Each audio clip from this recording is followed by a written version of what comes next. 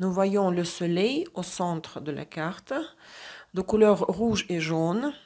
Il nous regarde, éclairant notre chemin. Tout comme dans l'arcane de la lune, le soleil émet des pétales ou des rayons. Son énergie réchauffe. Si l'énergie de la lune est celle de l'inconscient, et c'est l'archétype de la mer, ici nous avons affaire à l'énergie de la conscience, du logos. La lune représente l'éros, éros pur, que Jung comparait à de la colle. L'éros est l'eau, les sensations, le liquide qui hydrate, relie et unit. À l'inverse, le logos, la conscience, la lumière, sépare et assèche les éléments. Nous disons par exemple, j'ai eu une illumination, j'ai vu la solution. Telles des analogies liées à la lumière. Le soleil contient toute la lumière de la conscience, de la lucidité, du logos qui nourrissent. Ensuite, nous voyons un couple de jumeaux, deux enfants, que nous avons vus chez Aleister Crowley dans le Mat, où ils étaient petits et ici ils ont déjà grandi. Dans le tarot de Marseille, l'un des garçons semble aveugle, tandis que l'autre semble guider le premier. L'aveugle a une queue qui était celle du démon ou du diable dans l'arcane numéro 15.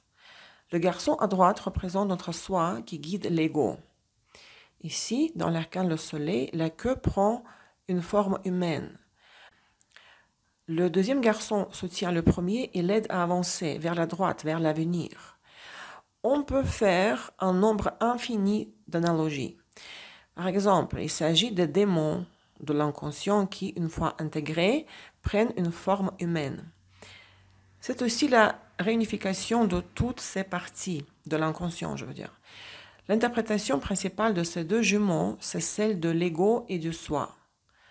Nous avons dit que le soi est notre moi divin intérieur, tandis que l'ego, c'est ce que nous pensons être.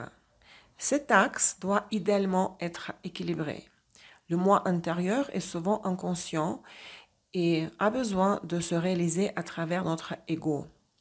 D'un autre côté, si l'ego s'approprie ce qui appartient au soi, cela conduit à une inflation de l'ego et à un fort recul.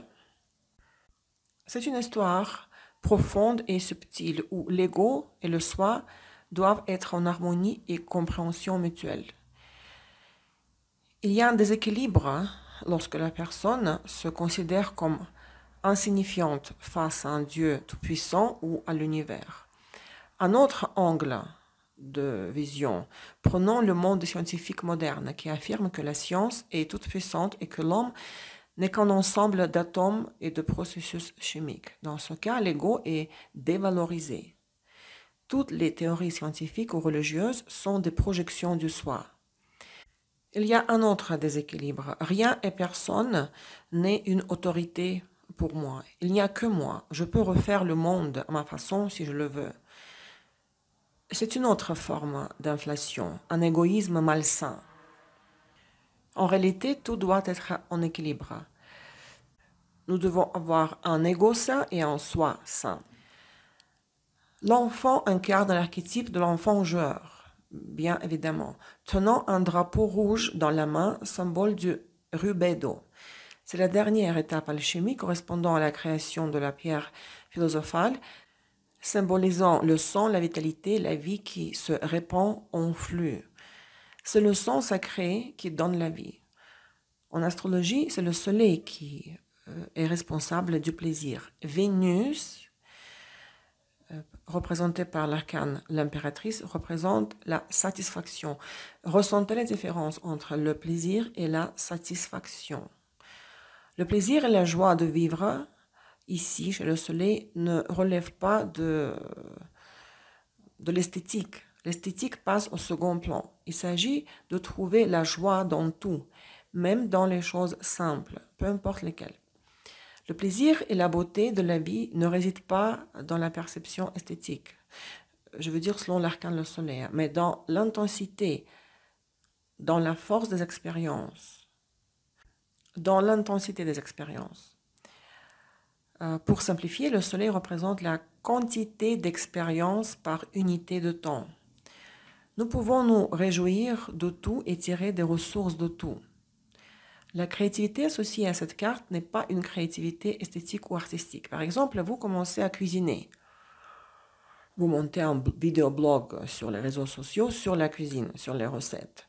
Vous essayez de vous améliorer, hein, et vous ressentez une certaine ressource en vous. C'est une histoire de procréation. Et peu importe ce que vous créez, hein, l'important est le processus de la création. Par exemple, qu'est-ce que cela signifie d'aborder le tarot de manière créative? Par exemple, vous dormez avec les cartes, vous les manipulez dans tous les sens. Vous leur posez des questions les plus stupides. Vous les accrochez partout dans la maison ou dans votre bureau. Vous écrivez une histoire sur les cartes. Vous les animez, vous les noircissez, puis vous les éclairez à nouveau.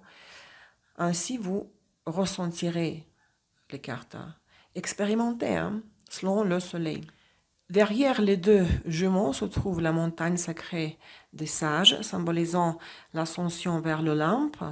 Dans la mythologie grecque, les héros montaient souvent sur l'Olympe après leurs exploits, généralement après la mort, après leur mort. Ainsi, l'arcane du soleil est associé à la mort physique.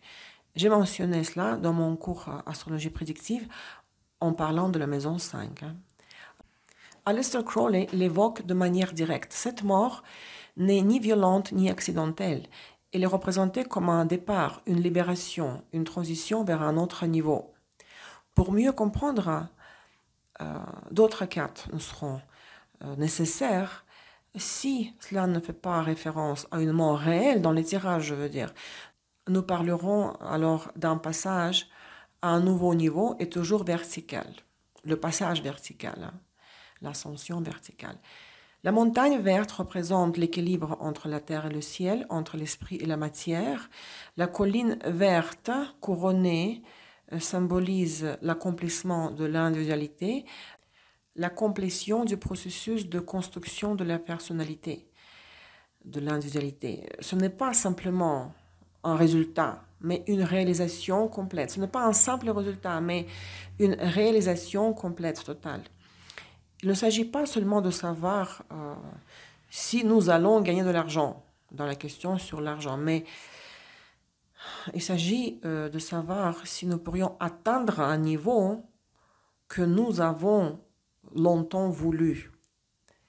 Le soleil montre que nous pouvons y parvenir. C'est une carte de la réalisation, de l'incarnation des idées, de la concrétisation des rêves, des résultats. Cette carte est synonyme du succès et du résultat. Toutefois, son aspect inversé ou inférieur avertit de ne pas rester figé dans ses réalisations, dans nos exploits, dans les résultats de nos exploits. Les enfants qui jouent, les jumeaux, rappellent qu'il faut aborder la vie comme un jeu. C'est le même principe que l'activation du soleil dans un thème natal, où le soleil est responsable de la créativité, de l'originalité et de l'imprévisibilité. Lorsque nous exprimons différentes facettes de notre personnalité.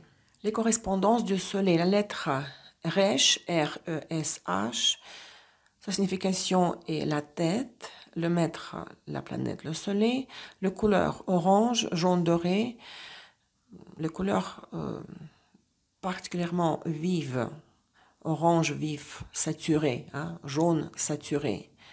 Les symboles, la lumière, le soleil, le jeu, les enfants qui jouent. Les dieux grecs, Hélios avec H, Apollon. Les dieux égyptiens, Ré ou Ra. Il y a deux façons d'écrire le dieu du soleil, Ra. Les animaux, le lion, l'épervier, les plantes, le tournesol, le laurier, l'héliothope, les cristaux, la chrysolite, la citrine, l'or, les arômes, l'encens, la cannelle, toutes les senteurs nobles. La cannelle est l'arôme le plus important. Si vous voulez éveiller et travailler votre soleil, vous devez inhaler l'odeur de la cannelle ou ajouter de la cannelle aux aliments. L'être humain doit simplement être heureux, profiter de la vie et de ce qu'elle lui offre à l'instant présent. Sa vision à court terme n'est pas un défaut car c'est précisément le moment de respirer à plein poumon en inspirant l'air de la liberté, de la sérénité. Le temps d'agir viendra, mais il n'arrivera pas soudainement. Et la personne comprend que pour être prête à de nouveaux accomplissements, elle doit d'abord savourer ceux déjà réalisés. Dans un état d'esprit négatif, la personne n'est pas en mesure d'accepter un cadeau du destin. Le bonheur, le succès, la joie sont à sa porte, mais elle tarde à l'ouvrir. Et lorsqu'elle l'ouvre, elle cherche des défauts. Elle se montre sceptique. Elle attend un piège. Mais il n'y en a pas, il ne peut pas en avoir. Pourtant, elle se sent mal à l'aise face à ce bonheur sans faille. Elle n'est pas habituée à un bonheur sans ombre. Elle n'est pas habituée à un soleil sans tache. Son monde est un monde d'objets et de situations abîmées qui lui plaisent étrangement. Dans son aspect négatif, le soleil peut indiquer qu'une personne se laisse guider, entre guillemets, par quelqu'un d'autre, qu'elle est faible ou manque de confiance en elle et que par conséquent, la résolution de ses problèmes est reportée à un moment plus favorable. La lumière de Lucifer émanant des élus apporte sur terre la libération de l'esprit, la liberté et la créativité. Elle est étrangère à l'ennui, à la monotonie et aux formes éternellement répétitives. Elle ne se conforme pas non plus au chemin monotone des astres physiques. Les relations personnelles dans le positif, la joie, les plaisirs mutuels, une sensation du genre « quel bonheur que tu existes tout simplement, que moi je suis avec toi ». Des moments passés ensemble, des idées communes, des projets communs. Les partenaires s'enrichissent mutuellement car chacun dans le couple est une personnalité accomplie. Dans le sens où chacun des partenaires est une individualité, est autosuffisant, rempli. La compréhension de ses propres besoins dans le couple ainsi que la vision, sa propre vision de la relation. Dans le négatif, l'égoïsme, des attentes infinies, l'un des partenaires exige une attention accrue, une attention particulière. La carte est très jalouse, dans le négatif.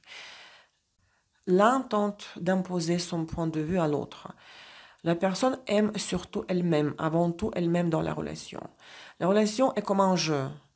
Je m'ennuie, tiens, je vais sortir quelque chose de la boîte et jouer avec. Là, je ne m'ennuie plus. T'as fini de manger, va-t'en. On s'adresse aux partenaires ici.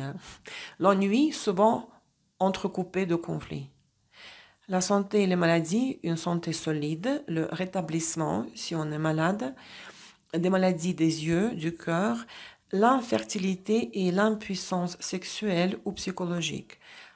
Également, l'orientation non traditionnelle pour les hommes. Et nous regardons les cartes voisines. Est-ce que c'est une orientation non traditionnelle saine ou malsaine, non saine? La malsaine, c'est lorsque elle est causée par une blessure. La lune et le soleil, bien sûr, représentent deux énergies contrastées. Si ces deux énergies se trouvent dans le même tirage, cela peut indiquer un blocage très fort chez la personne. Cependant, l'évolution dépend entièrement de cette dernière, de la personne même. Son travail sur elle-même sera la clé. Le positif du soleil est que cette carte est la carte de la réussite et de la concrétisation. En revanche, la lune n'est pas une carte d'action ou du mouvement. Elle représente un état stagnant, une sorte de marée émotionnelle. Tant que ce blocage n'est pas surmonté, la situation restera immobile. Le problème résidera dans l'énergie de la lune. Par exemple, un refus inconscient d'accepter son pouvoir créateur, sa capacité à donner naissance, symboliquement ou littéralement. Pour libérer l'énergie du soleil, il faut débloquer celle de la lune, qui est figée dans un marais. L'action recommandée serait d'explorer un acte créatif ou artistique. En engageant un processus créatif, vous déverrouiller votre soleil intérieur.